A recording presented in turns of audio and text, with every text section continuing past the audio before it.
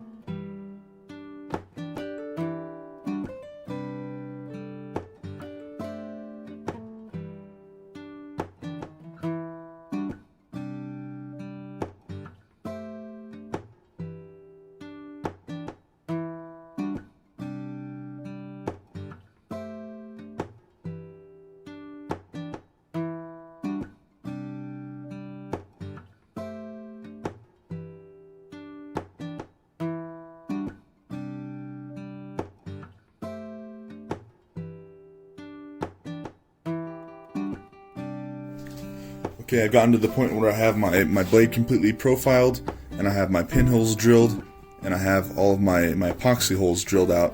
I didn't drill any holes for taking out the weight because it's honestly pretty light as it is. So I'm going to keep it that way. There's one process I wanted to go over, and that's lapping. And, I do it or flattening. Some people call it that, but I do it for my blades as well as my scales. What happens is, a lot of the times as you're working, heating the metal up and cooling it, it'll warp slightly. So this is just to make sure that the blade is as flat as you possibly could get it. And same thing with the scales. The reason being is that if you don't, you'll have a little seam of epoxy. Like it'll be a little warped like this, and obviously that's very dramatic. But you know, if the scale's just a little bit off, it'll be like this, and you can see the epoxy in there. So this is just to make it as flat as I can. So you need a flat surface. This is just a granite tile that I got from Home Depot. I think it was like $10, and I'll probably make a more in-depth video of this in the future. But yeah, so it's like $10, and then you need some rough sandpaper. This is just 60 grit. I want to find 40, but I haven't been able to find it where I've looked. So I put the blade down, and you just kind of move it up and down. And as you move it, it just flattens it, you know, as much as you can.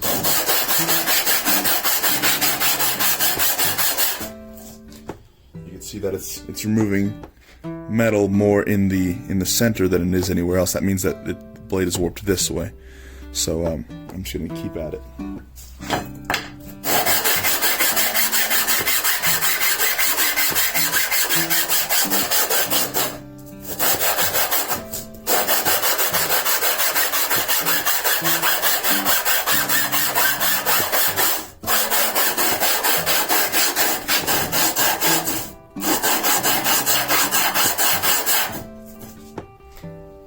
Awesome, it's looking great. I'm being very careful not to remove too much because I want to leave the teeth of the file, because that's, I think, what makes a file knife look the best.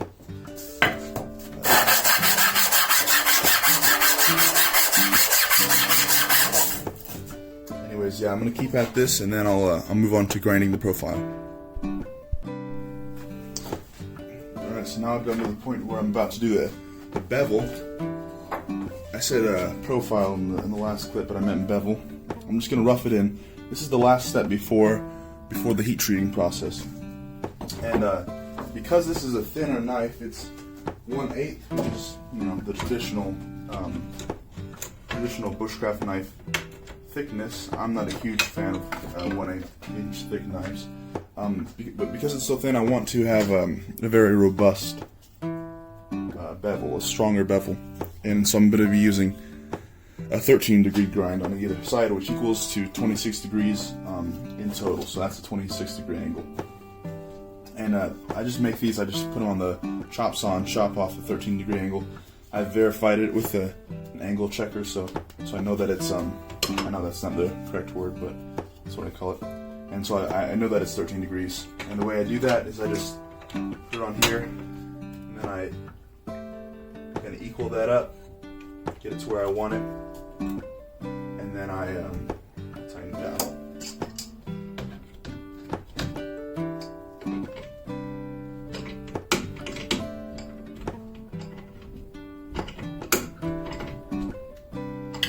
Now I know that this is at 13 degrees, and when I grind the bevel, it will come out 13 degrees on that side and 13 degrees on this side.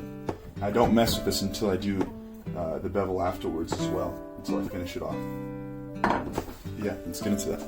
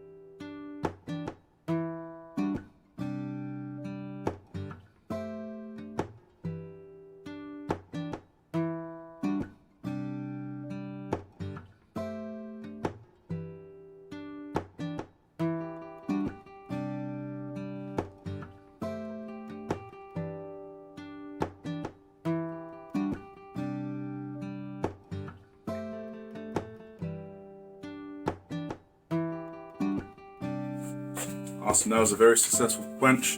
I've got it, it's still a little warm. Got it completely hard. The way you know is if the file, this is one that I don't use, but I know I haven't annealed it.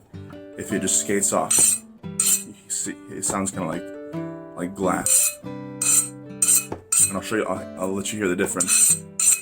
That's a hardened piece, and this is an annealed file.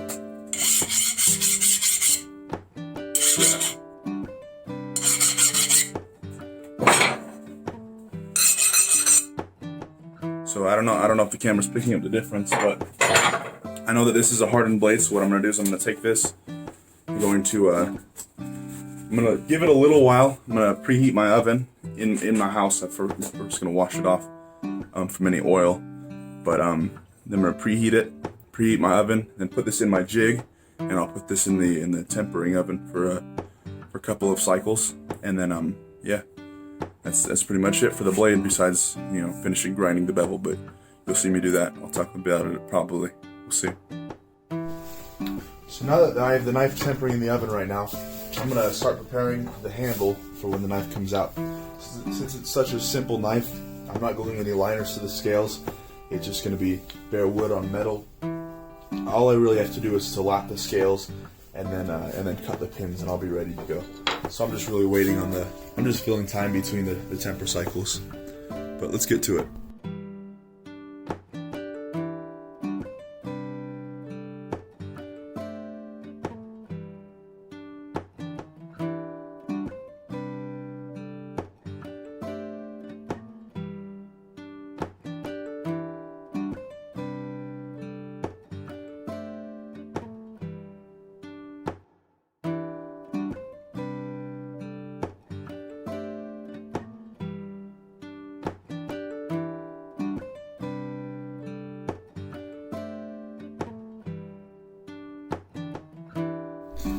Alright, I just got my knife out of the tempering oven.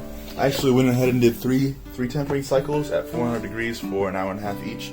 The reason being is because essentially the file is just a mystery steel. I don't know exactly the steps to harden it like I do with 1095 or 01. So I'm just kind of guessing with it. Now it is a high carbon steel, so it is a good guess, but it's a guess nonetheless. So this is a little jig I've made for straightening my blades, because usually the blades will come out warped either way, and yep, did a pretty good job. This is pretty straight. Whatever curve is in there, I could really just lap out. Now, I don't know if the camera will pick this up, but it has a nice golden straw color, and so I know that I pretty much tempered it perfectly. This will be hard enough to keep an edge, but soft enough to be able to sharpen it and keep it sharp. But yeah, let's go ahead.